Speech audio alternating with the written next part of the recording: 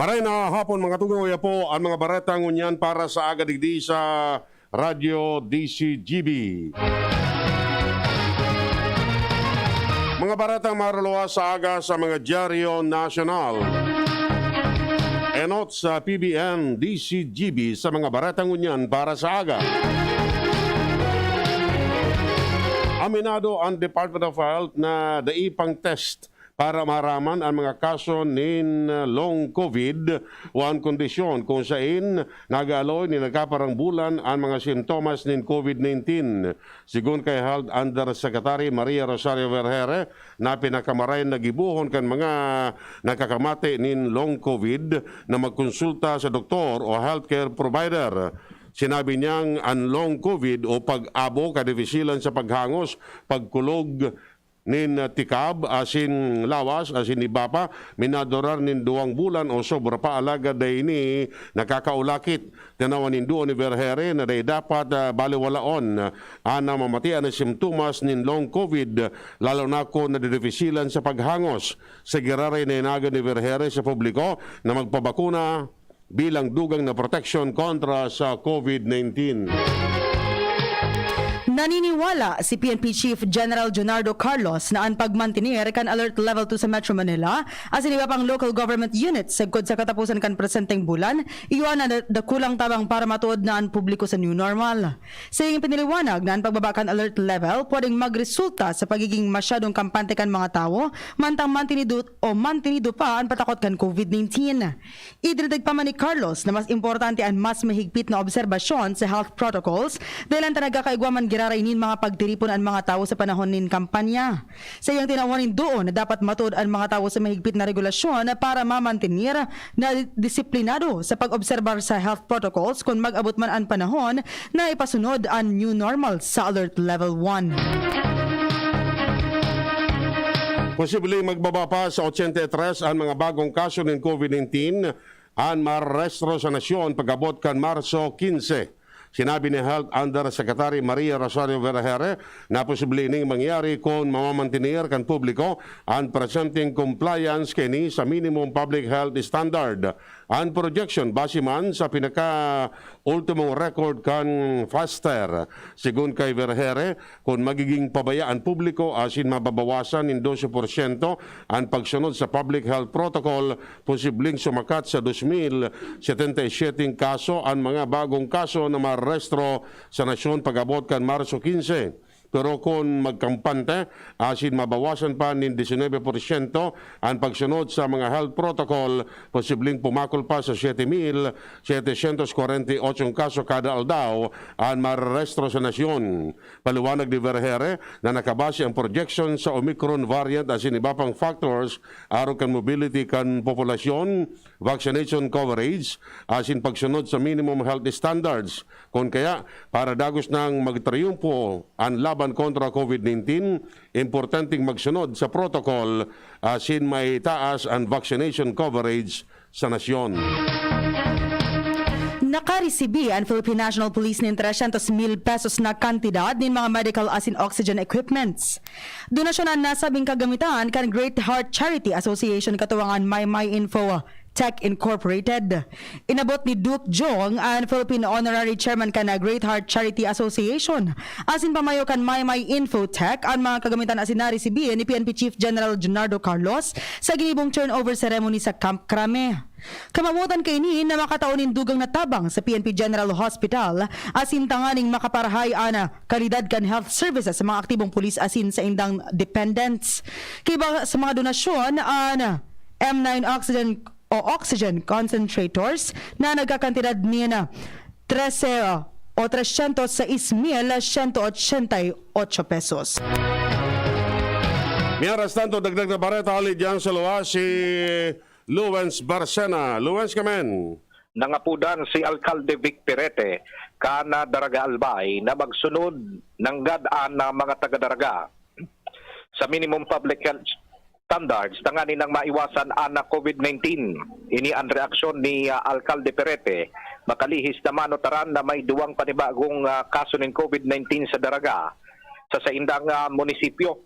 Sigun kay Perete mas marhay na magsunod asin magtubod sa siyensya na ipinagpapaluwas kan Department of Health dahil lantaan namang ipinagpapaluwas kini mga impormasyon asin dapat na sunodon iyo ang nakakasalbar nin buhay asin siya iyaman na pinagpapangapudan sa mga daragenyo na day na magduwa-duwang magpabakuna kapag igwanin mga vaccination schedules dahil lantasinda seryoso sa kampanya kontra COVID-19 asin siya man nangangapudan na tibaan lamang pag-abot kan mga aldaw bakusa ng dakul ang nabakunahan kundi pirmi naman zero case an munisipyo kan Daraga. Dagdag na bareta, ako po sa LBB.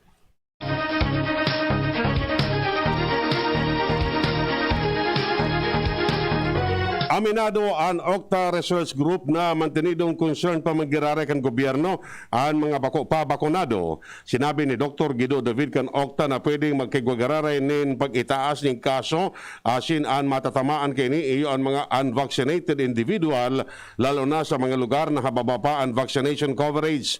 Kapag nangyari ini, madakol na naman ang mga ospital na saro sa mga indicator na sa pagpapaerarom sa sarong lugar sa anuman na alert level system.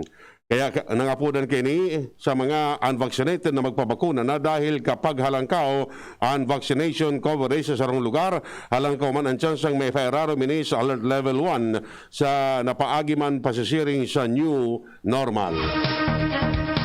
Sinabi kan Philippine Overseas Employment Administration na nasa 7,000 na mga nurses ang tutugutan ng mag-aigwanin overseas employment ngunit na taon sa tao kan COVID-19 pandemic. Sinabi ni POEA Deputy Administrator Bong Plan na ini nasa 100% paglangkaw halos sa 3,500 na deployment cap kanakaaging taon. Sa iyang piniliwanag na saro sa mga rason kung nata dinugangan ang deployment cap, iyon dahilan na sa nagkukulang na ang numero nin COVID-19 infection sa nasyon resulta kan hababang pangangaipo nin mga nurses.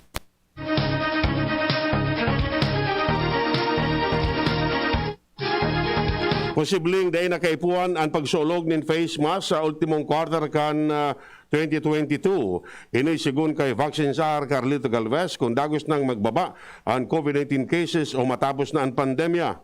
Kung sigurado na ang kaligtasan ng publiko, pwedeng pagkatapos kan transition kan bagong gobyerno, pwede nang haralion ang mandatory use of face mask. Pinatanid naman ni Galvez ang publiko na sagkod mapapwede mag-double mask lalo na ngunyan na panahon ng eleksyon kung sa bigdalauman ang orumol-umol kan mga tao. Nagpaluwas nin abiso ang Anti-Money Laundering Council sa mga bangko asin iba pang financial institutions na hilingon ang red flags o posibleng money laundering activities na pwedeng may relasyon sa vote buying.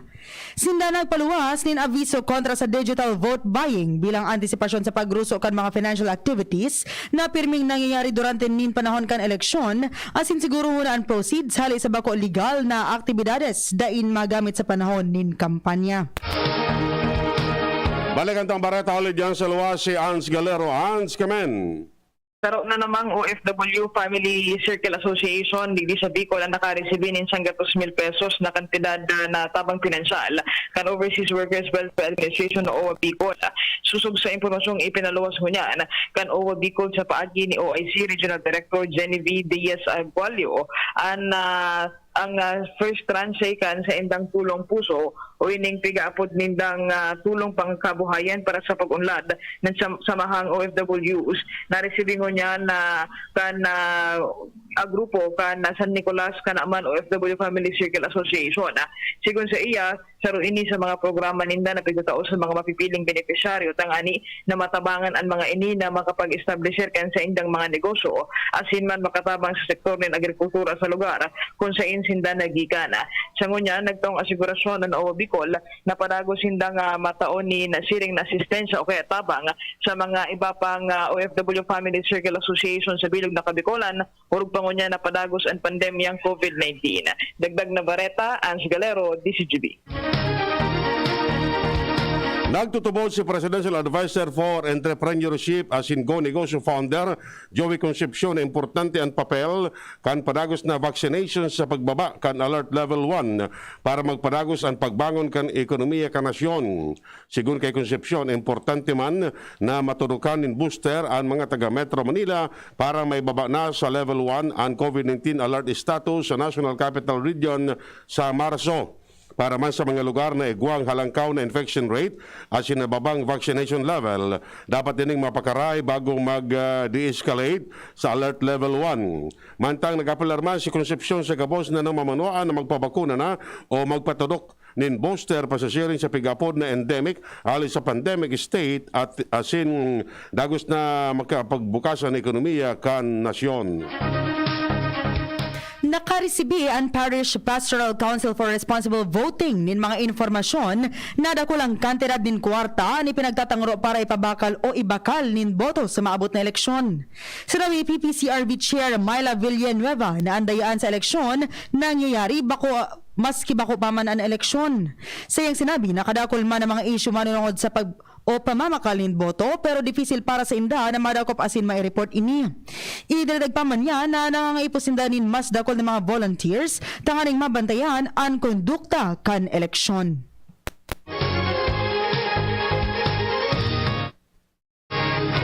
Nagpatanid ang COMELEC sa campaign organizers na maninimbag sa oras na mapatunayan na nagkakaiguan in pagsuway sa minimum safety protocol ang campaign rally asin motorcade kan mga kandidato.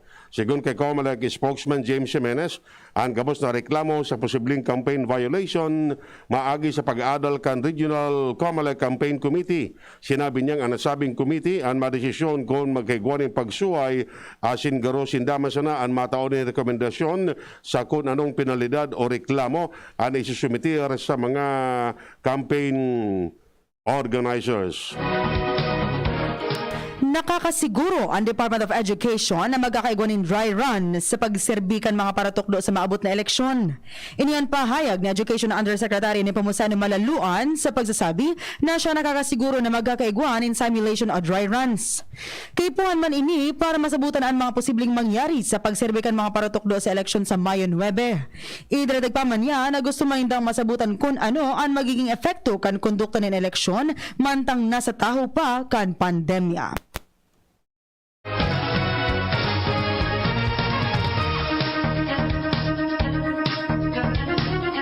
Miyaras tanto pigbabawalan kan Civil Service Commission ang mga empleados ng gobyerno na magsuolog nin mga bado na nagpapromotir nin mga kandidato kung nasa trabaho. Sigun kay Commissioner Eileen Lisada na maski pwede man ang maski anong kolor kada civilian days dahil dapat magsuolog nin mga bado na may mga tataramon na nagpapailing kan suporta sa kandidato. Dapat na maging maingat sa pagpili nin isusuolog na bado kung nasa trabaho lalo na tanan partisan ang mga government employees.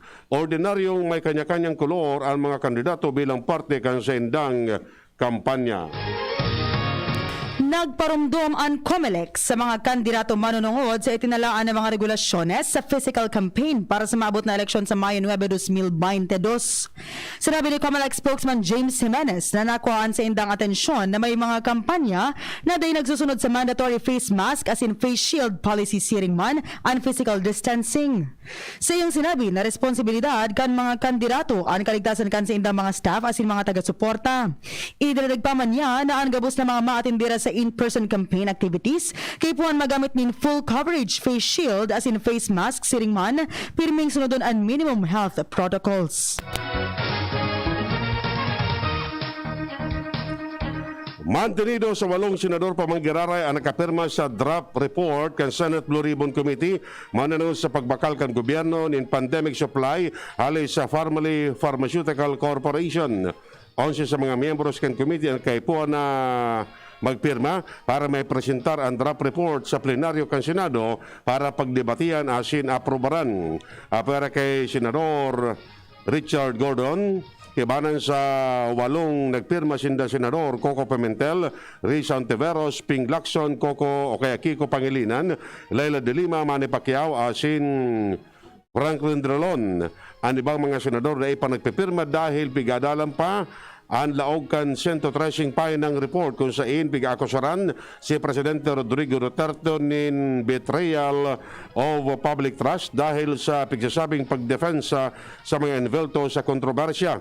Nagkapalaman sa report ang rekomendasyon na kasuhan in plunder si Health Secretary Francisco Duque ang mga dating opisyales kan Procurement Service kan Department of Budget and Management as mga opisyales kan Farmally. Sinabi kan Philippine National Police na nabuking nindaan ng planong terorismo kan grupong Hamas sa Pilipinas. Ang Hamas, iyon sa rong grupong nakabase sa Medio Oriente na nagakaigwa din pag-atake kontra sa mga Israeli asin Arabo. Sinabi kan pulisya na ang Hamas nag-recruit nin mga Pinoy na magkakaigwa nin terror attack kontra sa mga Westerners asin Middle Eastern nationals na nasa Pilipinas. Sa information na kan Intelligence Unit, sinabi kan PNP na ang informasyon manunungod sa terror plot ibinulgar nin sa rong lokal na contact kan Hamas sa nasyon.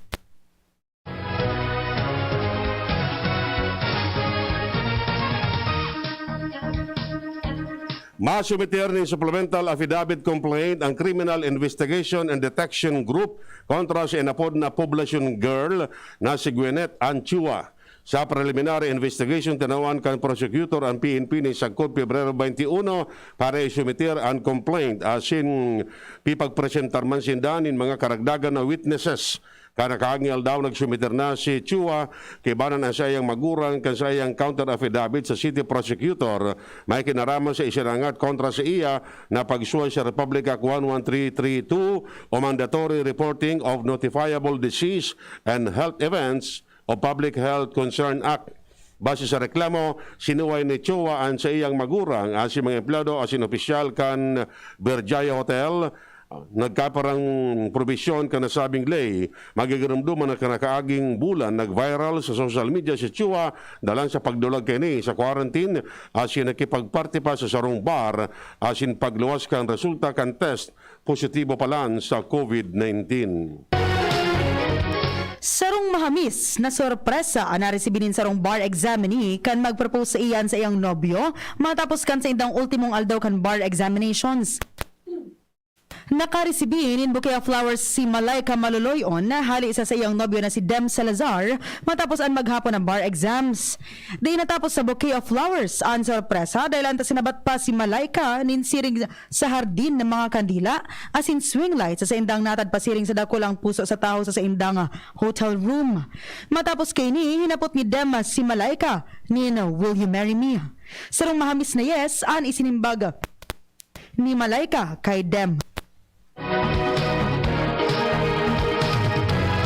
Iyan mga tugang detalles ka mga baratang unyan para sa agadigdi sa Radio DCGB. Sa pangaran kan mga pagariba. Siriman si Nems Flora sa Lado Technical. Kami po ang nagatod kan Bareta. Ako po si Francia May Boras. Ako mo po si Winteral na nagsasabing salamat kan sa indong pagantaba.